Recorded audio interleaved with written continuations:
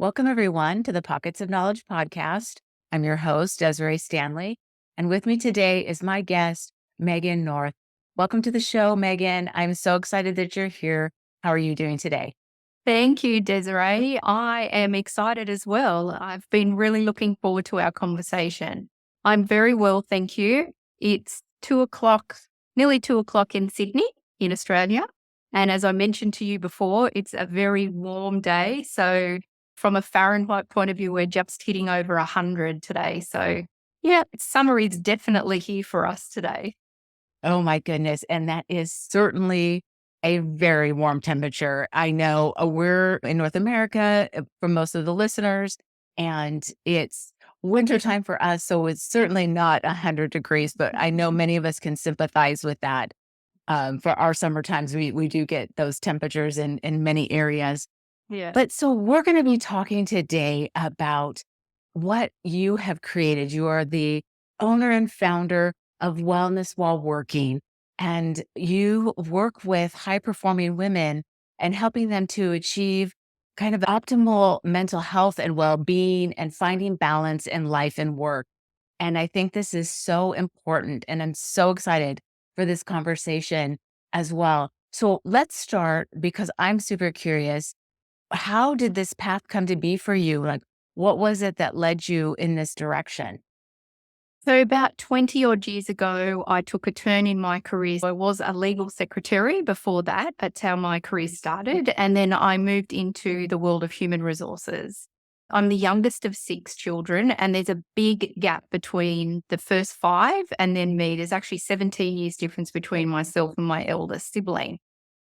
So, I grew up in an adult world always. And my mum, bless her, she used to say, I'd come home from school, even at the age of 5, and say, "Oh, mum, they're so immature," because I was so used to having deep adult conversations all of the time. I was always included in all my siblings' conversations. My mum used to say that I knew the org chart of the friends. Some friend would ring and then I'd ask them about their partner and how are they going. And so I think my journey started when I was born, being connected to people and being interested in people. I love learning and finding out about people. It's a real passion of mine because the more I learn about others, the more I learn about myself.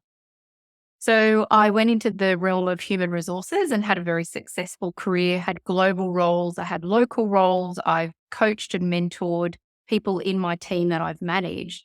But every single day of my career, I have coached and mentored leaders, employees, women in business.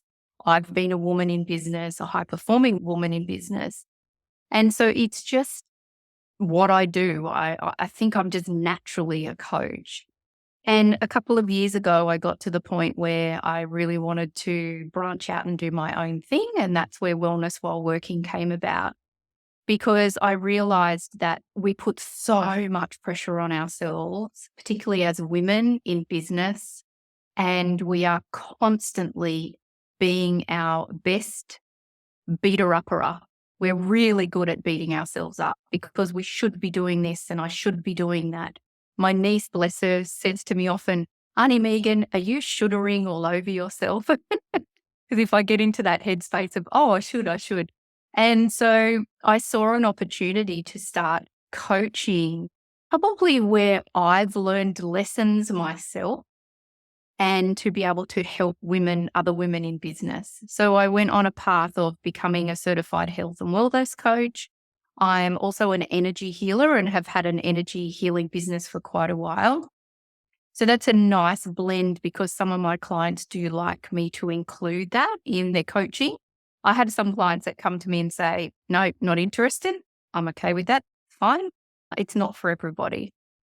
And so the last 2 years, it's interesting, I've started to really define what I'm coaching for. And it was last year that I became very focused on what am I actually focusing on with my clients and what am I really good at? And it was the overwhelm, like identifying that overwhelm, hence why I changed my title to the Overwhelm Coach.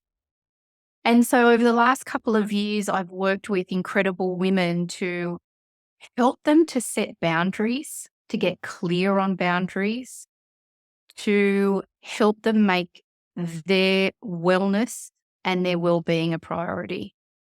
Because if we are not our best selves, then how can we expect to be our best selves for everybody else? So that journey, I love the journey that I've been on because it's constantly evolving. And I'm just so deeply passionate about helping women to get from being overwhelmed to actually just being balanced, understanding what balance means to them. Because what I think is balance doesn't necessarily mean what you think is balance or what's attainable.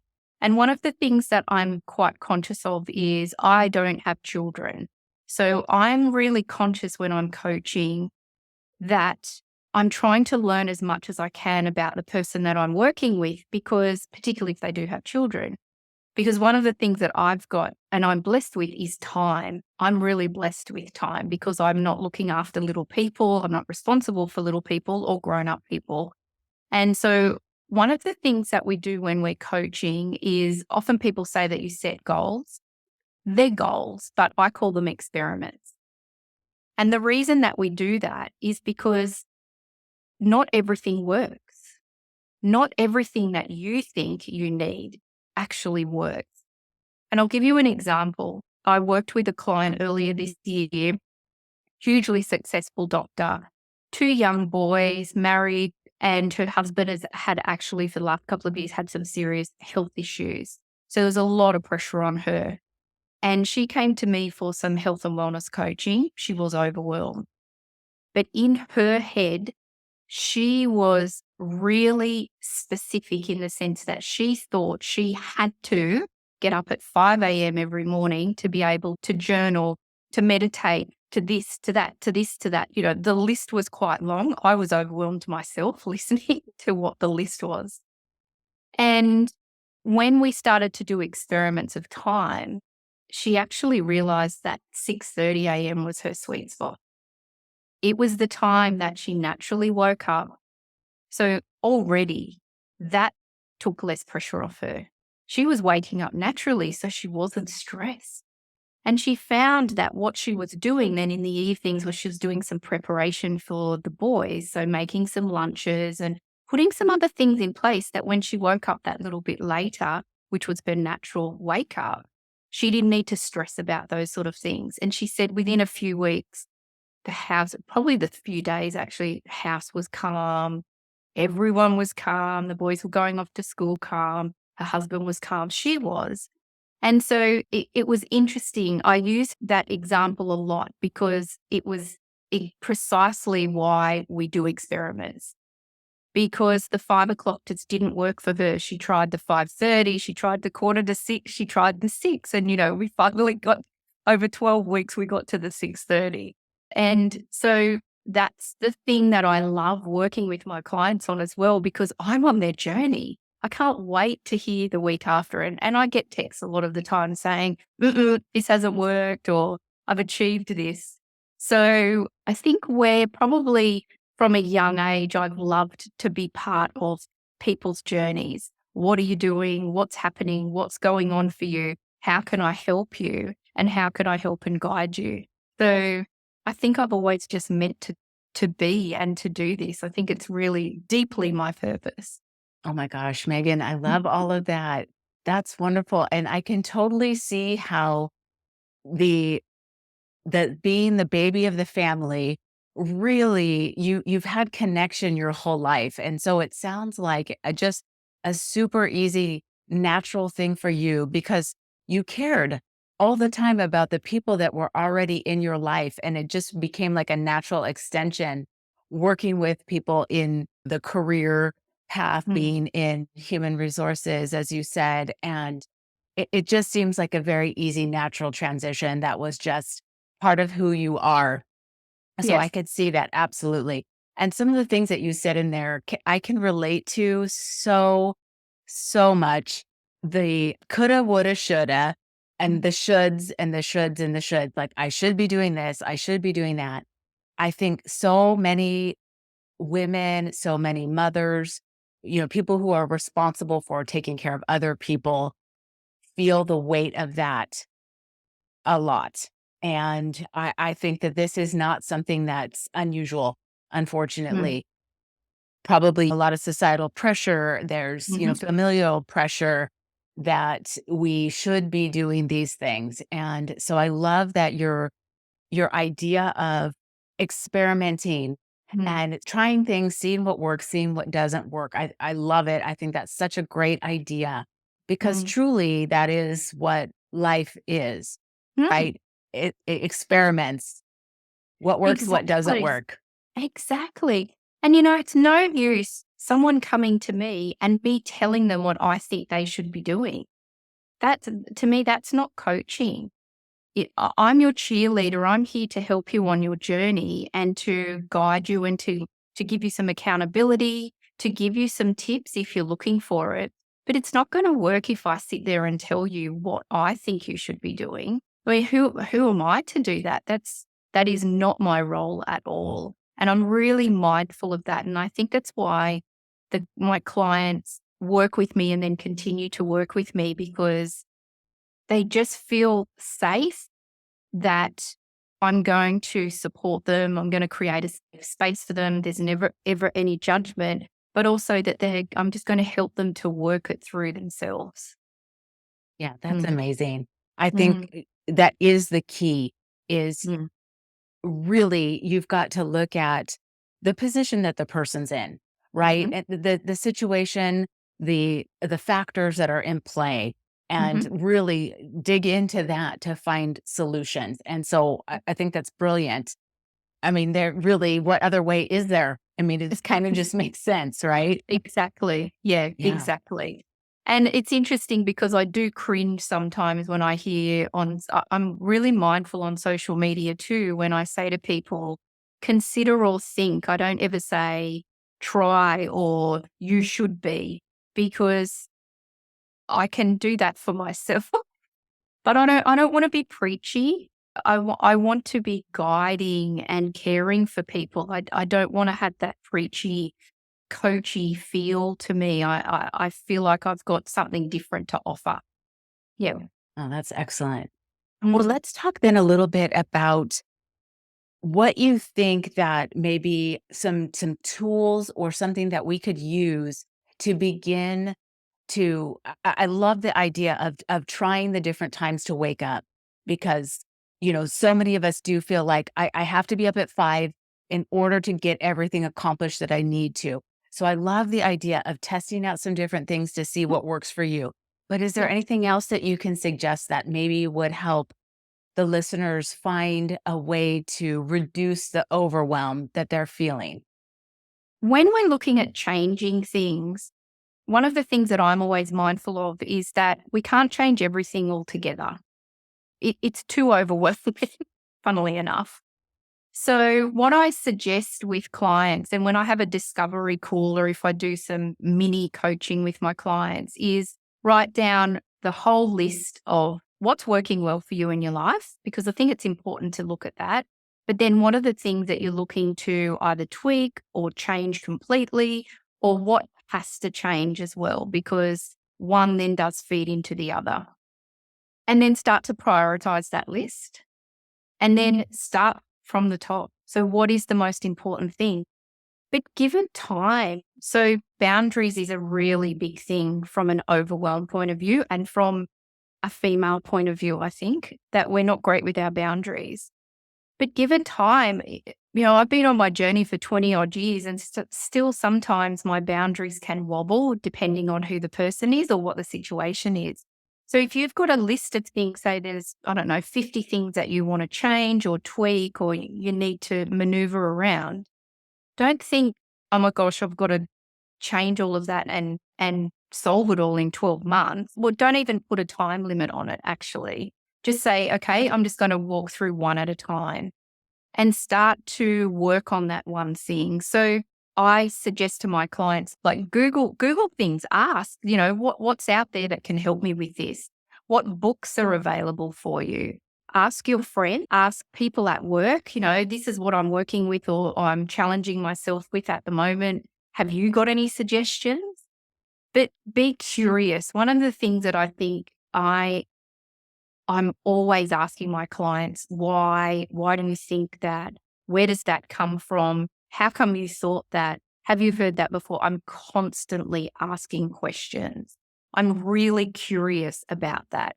And so be curious about how can I actually change this habit or, this thing that's in my life, but also just be realistic about it. So as I said, if it's a big thing, okay, you might need to give it 6 months, 12 months. If it's a couple of little things, then you might think, okay, actually, I can change those quite simply. But give yourself the time and also be really kind to yourself because change is incredible. Change is beautiful. It's empowering, but sometimes it needs a lot of work. And so if you can acknowledge it, be realistic about it, and give it the gratitude, have gratitude toward what is changing in your life within you as well. I think that that actually can help you to start to feel like you're achieving things and accomplishing things. Because one of the things that I was talking to a client this morning, and I said to her, when we're making changes, we get so caught up in, oh, okay, what's next? Oh, okay, what's next? We're not actually having gratitude for what's actually changed. And so sometimes you need a pause in between to sort of think, oh, okay, 3 months ago, someone would have said that to me and that would have triggered me and I would have reacted like this. However, today they've said the same thing and I've not been triggered or reacted. And I think that constant gratitude, reflection on yourself, I think is really important through any period of change, because otherwise you'll just be on this treadmill, this hamster wheel of just, oh, okay, what's next? What's next? And then it just becomes inauthentic. It's got no feeling to it then because you're actually not giving it any love and you're not acknowledging what you've done for yourself. So the better you can get at that through that process as well, I think it can make a big difference. Yeah, those are excellent Mm. suggestions. I love the point you just made about pausing after you've made some changes and recognize that you have accomplished that, because I think it just becomes about, checking things off lists and chasing the next thing that you're trying to accomplish, or chasing after some other thing that has to be done, instead of like pausing and saying, wow, I worked on this and I've made a change and I'm glad I did. I feel good about it. And recognizing that. I love Yeah. that pause to do that before moving on to the next thing, because Mm. we can get into that hamster wheel, as you said, where it's just the next thing that has to be done, the next thing that has to be accomplished or achieved or Mm. whatever, instead of pausing and Mm. reflecting. So I love that. And your idea of just checking in with your friends. Mm. I'm working on something. I'm struggling maybe a little bit. What do you think? What are your suggestions? Yeah. How easy is that? You know, and and sometimes we just think that we have to have it all figured out ourselves, Yeah. right? Mhm. It's that expectation and that harshness that we have on ourselves that, well, I can't reach out or no one's going to understand how I feel. Often you ask the question and you get a flood of all of a sudden you realize that because you've spoken up and you've actually asked the question, you'll find that a lot of other people will chip in. And I had a friend of mine who had just had twins, and she made a comment to me that social media sometimes isn't that great for new mothers because they're often posting how perfect life is. But she said, but then I go to mum's group and she said, we're all falling apart. And so she was actually trying to make a change within her mother's group to actually post on social media, I'm having a really bad day, because that's the reality. And that didn't sit well with her. And I think from an authentic point of view, and particularly when we're looking at mental health, I think the more honest and open and vulnerable we can be. And I'm now not saying post a big blast on social media that you're having some mental health issues. That's not what I'm saying. But if you've got the courage and you can be a little bit vulnerable, even to just one person, you'll be surprised how much love and support you get from them, or they may actually be able to put you onto somebody else who can support you in ways that you wouldn't have expected. Yeah, Mm. that's excellent. Yeah. And you touched on social media and how it's the highlight reel, as they say, right? We're Mm. seeing the perfect of the perfect, the filter, the lighting, the whatever. It's like how many takes you've done to get Yeah. it to that point that it looks perfect instead Mm. of the reality. And when Mhm. you're looking at something like that, you're living in your reality, seeing what is perfect and then thinking, I'm doing everything wrong. There's something wrong with Yeah. me, So I think unfortunately that's a drawback of the social Yes. media that so many people are experiencing. But I love that you shared about if you can be vulnerable and post, I'm having the toughest time today for Mhm. whatever the reason may be, how it opens the door for somebody else to express that, and you can kind of commiserate and Mm. be in it together and, Mm. come to a better place. Yes. Yeah. And I think we saw that through COVID, didn't we? That when there was a few videos that went viral of nurses and doctors who were on camera crying, and they went viral because these people were just being really open and vulnerable about what they were dealing with and how they weren't coping. And, the outpouring of support and love that they got was enormous. So, Megan, I'm curious. We've touched a little bit on a client of yours, a high profile, high performing woman. So, is that your typical client, or who are you working with? Who is your typical client? It's a really good question. My clients are wide and varied.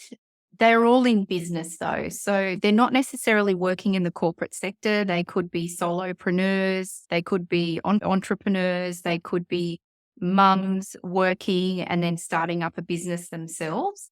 It's quite varied, but the overarching theme is that they're feeling overwhelmed about something in their life. And the interesting thing is that my first session that I always do with my clients, well, I always do a discovery call because I think it's really important. Are we going to work well together? Because if I have a chat to them for half an hour and think, I don't think I can help you, I think you might need someone else, of course, I'm going to refer them. I don't believe that I'm the right coach for every single woman in the world. Number one, that would be impossible. I would then be quite overwhelmed myself.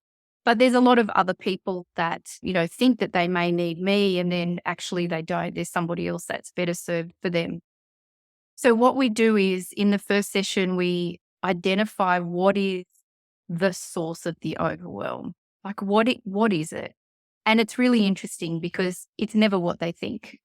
Mm. It's always, like my client that I spoke about before, thinking that she had to get up at that time because that was going to completely, but actually the source of the overwhelm was really the pressure she was putting on herself about that time.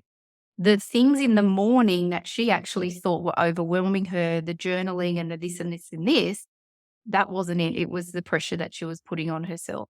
So it's really interesting because it's quite an interesting moment when you see that aha moment of, oh, I thought it was this and it's actually this. And it's a really nice moment too, because when she and I discovered that, a huge amount of pressure actually came off her because what she thought it was and what we identified as what it was something that as simple as, well, let's see what your sweet spot is in the morning and what's going to work for you. Now, straight away, that was something that we could experiment with and didn't feel overwhelming to her because everything else then just flowed into her morning or to her evening. So, typical is a woman in business, but what they come to me for is very wide and varied. Another client that I worked with recently, she was quite young and she had just been given a promotion and she'd never led a team before. So that was the first thing that she was feeling overwhelmed about. But the other thing is that some of the people that then she was going to be managing were peers, and now she was going to become their manager.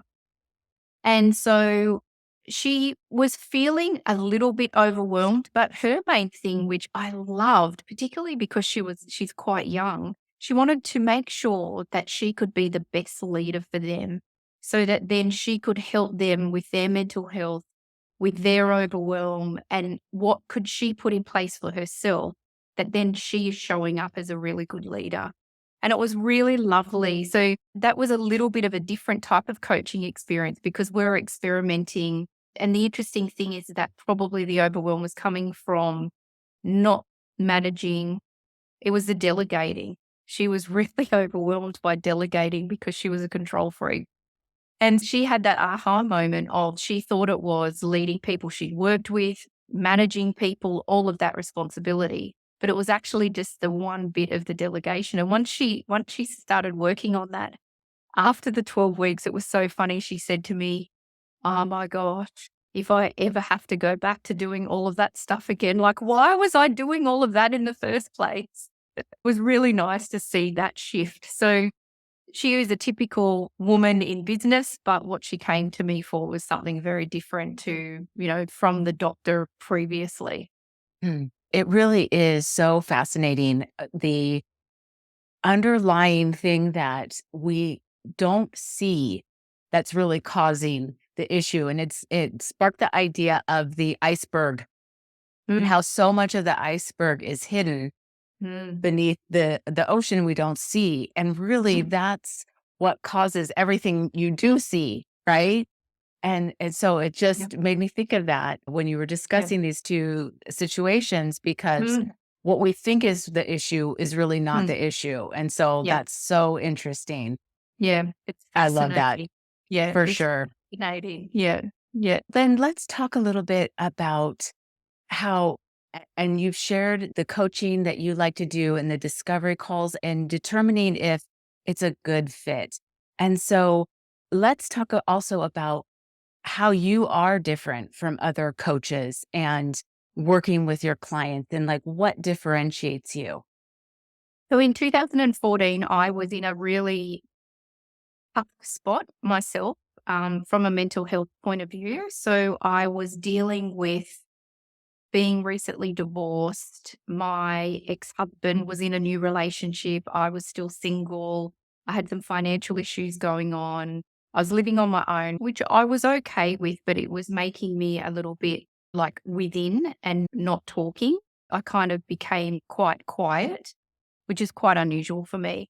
But the biggest thing that year was also dealing with the loss of my mum. So she passed away both suddenly and unexpectedly at the beginning of that year. So toward the end of that year, I was in not a great place. And we'll talk about the leading self tool a little bit later, but I feel like I've had a lived experience. I've had a lived experience in the sense where I've been in very, very dark places. And I've also then had a lived experience of working in corporate and feeling that pressure and that overwhelm and the massive expectations that you put on yourself. And so I never like to say, I spoke to someone the other day and she said, I never, and I love this. I don't want to say I understand. I want to be able to say I can relate to how you're feeling because how I feel about grief of my mum compared to someone else, I can't completely understand that with that person, but I can relate to it. There's parts of grief that you can relate to other people. So I think that having been in those situations and creating tools and strategies and just being there and experiencing it and having lived it, I actually think that that helps me then to connect with other women because, as I said, then I can relate to what they're going through. And also, it doesn't take them long to have to explain things to me because I've been there in the sense of, particularly within corporate, I get it. Like, I get it. I know what that's like. So I think that the thing is that within sort of the first session, we're already working on things. We're already putting things in place and identifying experiments that you can put in. And I think it's a quick turnaround. It doesn't take us long to actually start working well together. And the other thing is that I'm really good at connecting with people. And I think that comes from being a young child in an adult world. I know how to speak to people. I know how to speak to people older than me, younger than me. I've got 13 nieces and nephews and 9 great nieces and nephews. So I've got this wide and varied age within my family. So I know how to navigate where everybody is. And I don't have an issue speaking to a teenager or an early 20 or someone in their 70s or 80s. That's not an issue for me. So I think that there are a couple of things that make me a little bit different to other coaches that I guess, I don't know, makes me unique, gives me my authenticity. Oh, yeah, for sure. I could see that. And the point that you made about that experience of working with people in the corporate realm, having that firsthand knowledge Mm, does make a huge difference. And then your own family and that range of ages is fantastic. So yeah, you absolutely can relate to mm, little ones and older ones. So I yeah. love that. And I can see how that absolutely the experience of going through that would give you an opportunity to relate to somebody who may be dealing with little ones. Mm, And so even though you don't necessarily have your own children, mm, having so many nieces, nephews, grandnieces, and grandnephews, yeah. you do have some experience that you can relate. Mm, And I love that I can relate to instead of I understand. I think that's isn't it brilliant. amazing? Yeah. It completely shifts the intention and the energy behind it. I just love it. It was one of the best things that I've heard in the last couple of weeks. It's really shifted the way that then I connect with people too. Because again, I'm mindful of not being preachy. So I don't want to say to someone, "Oh, I know exactly how you feel." Then I can say, "Well, I can relate, I can relate to how you're feeling." Mm. And it just, I don't know, it just softens it, just has a different energy around it. Mm, Yeah, for sure. And I think that it does give the other person also a sense of some comfort because it's like you're along with mm, them in mm. this, right? Not Yeah. that you're saying, I know exactly what you're going through. No, it's I can relate to that. And so Mm. I'm along, like you've joined arms. I'm along with Yes, you on this journey. So I think that's exactly. that's wonderful. Yeah. I want to talk about what you briefly mentioned there, which is your tool that you call leading self, and it's SELFF. Yes. So would you share that with us now and tell us what that is all about? Yes, absolutely. So leading self is a tool that I created back in 2014 when I was not in a great place. And it was a moment in my time where, as I said, it was a night where I was deciding whether I wanted to continue on with my life. And I had a moment in my apartment in Sydney where my mum turned up as an energy. And being an energy healer, it was very obvious to me how she turned up. And she led me down my hallway into my bedroom and calmed me down. And I knew if she was standing there, she would have said, "It's okay. You're going to be okay. Everything will be okay." And as I laid there and I calmed down, I started to reflect on where I was at and what was happening to me at that time. And I just had this moment of clarity of only I can get myself out of this situation. This is up to me. No one can tell me that I need to get out of this situation. This is me. I need self leadership. I need to lead myself out of here. And then I had a realization of the 20 plus years experience I had leading and coaching people in business and specifically dealing with leaders. I've got a very good sense of dealing with leaders. And I started to think, well, hang on a minute, I've got so many strategies of leadership.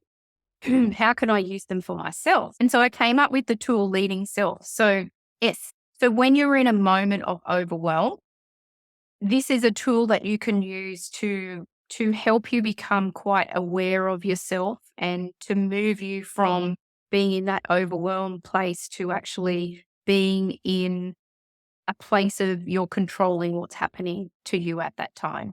S is for sense. It's about sensing. So sense how you're feeling, what is going on for you at that time.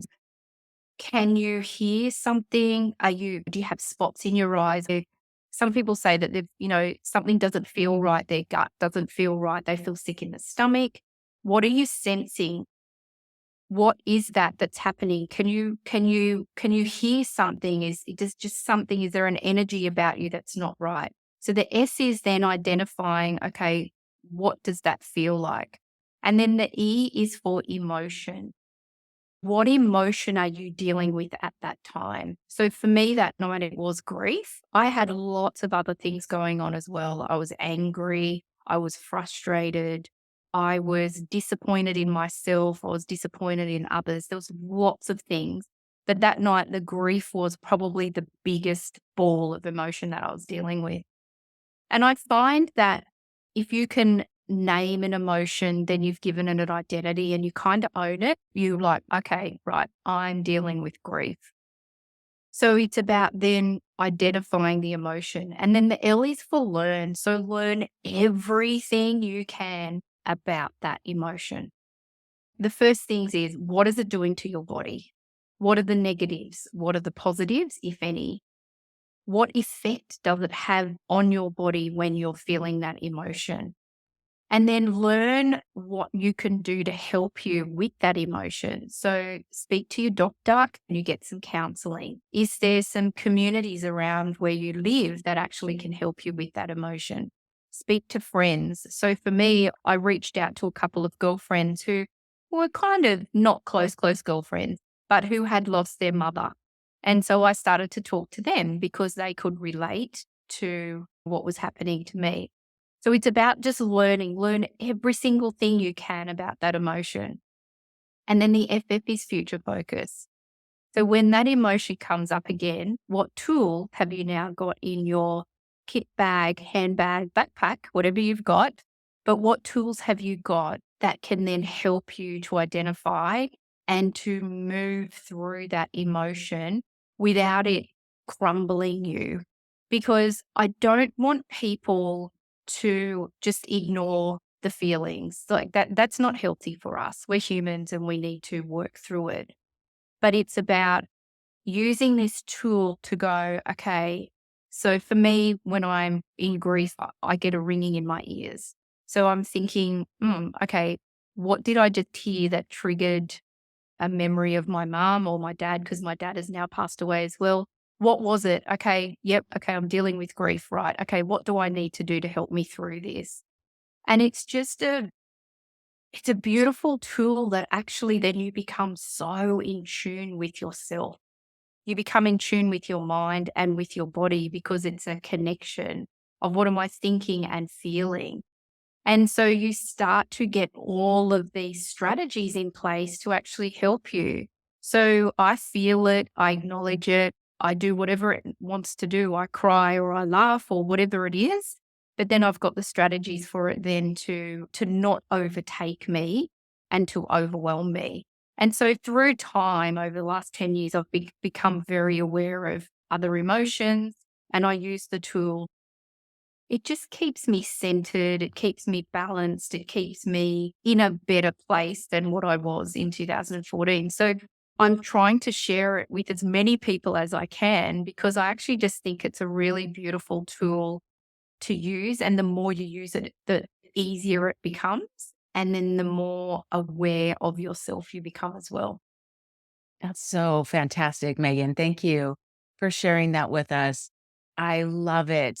I love every part of it. Really, I think it is so important, like to sense what is happening. What am I feeling inside my body? Because our body is going to tell us what's not right if we Yep. listen. Correct. Yes, Yeah. And absolutely. and then naming the emotion that you're feeling. I mean, we've talked on this podcast before about a number of books that describe that. Brene Brown has a book Mhm. that's fantastic, talking about naming the emotions. Mhm. And, then you can recognize and process them differently Mhm. when you can name Yes. them, right? Yep. So I Yep. love that you've, incorporated that and learn all that you can about what it is, what is Mhm. happening. And it's fantastic. And then future focused. Brilliant. And the tool is everything that you need. It's just Mhm. like you continue to use this and you become Mhm. stronger at it. And the next time you can process it and you Mm. can move past it a little bit faster. And not that you shouldn't ever take the time to feel it, because as Mm. you said, we are human and we have to Mm. feel these things, but it doesn't need to become where you get into a depressive state or something like that, where it can drag you Exactly. down. And so Yep. when you've built this muscle Mm. from using these tools, you Mm. can get there on the other side faster. And I love that. So thank you Yeah. again for sharing that with us. You're welcome. Thank you. Thank Yeah, you for letting me share it. absolutely. Well, Yeah. let's talk then a little bit about if there are any other books. And we did chat before we started that you had some that you wanted to share with the listeners. So Sure. let's go ahead and do that now if you'd like. Sure. So the first book that I'm constantly referring to, and I give my clients a copy of it when they start working with me, is Atomic Habit. Most people would be aware of this. However, it's only come into my atmosphere last year, interestingly. It says tiny changes, remarkable results. The biggest thing for me is when James Clear talks about the fact that you do the 1% each day, you just do that little thing, you just keep chipping away, and that over time that becomes more and more and it snowballs into big changes. And I love the fact that when he says, people say, oh, they're an overnight success. But actually, for the last 10 years, they've been working really hard in their business or really hard to get to where they are. And one of the things that I work with my clients on is the habit stacking. And we talked about this before. So if you've got your list of all the changes that you want to make, once you've changed one thing that just becomes a normal habit, then what's the next thing that you can do? So Atomic Habits is a really good book. There's some really good things in it and I think can help anybody. Now, the other book, I haven't read it yet, but my friend suggested it and it's by a woman in Australia and it's called Change Your Thinking to Change Your Life, and her name is Kate James. And so this is my over the holidays reading that I'm going to read. What I'll do is once I've read it, I'll pop onto the YouTube channel and I might put some comments somewhere to say what I thought of it. But this is a book that my friend had read and she said that there's some really good things in there. So for me, I always look at it from what can I take for me personally, but then also what tips and tricks can I then take to actually then help my clients as well. So they're the two that are happening at the moment. Excellent. Great recommendations for sure. And I'll include that information in the show notes for the Thank you. listeners, of course. And James Clear, fantastic. Atomic Yeah. Habits. I love it. It's been mentioned on the show before. It is a favorite of mine Yeah. as well. The book is just fantastic. So I highly recommend. I agree with you 1,000%. I think it's a great read. Yeah. Lots of good tips and tricks. And the idea, like you just shared about the habit stacking Mhm. and the thing that you've begun changing, and what else can you just tie to that? His Mhm. concept, tie what other change can go with that and then Yeah. carry those two changes forward. So Correct. it's Yeah. it's awesome. I love it. Yeah. Is there any podcasts that you listen to that you would like to share with the listeners? I'm a bit wide and varied with my podcast. It depends on my mood. So when I get up in the morning to go for my walk, I usually walk for about an hour to hour and 15 every morning.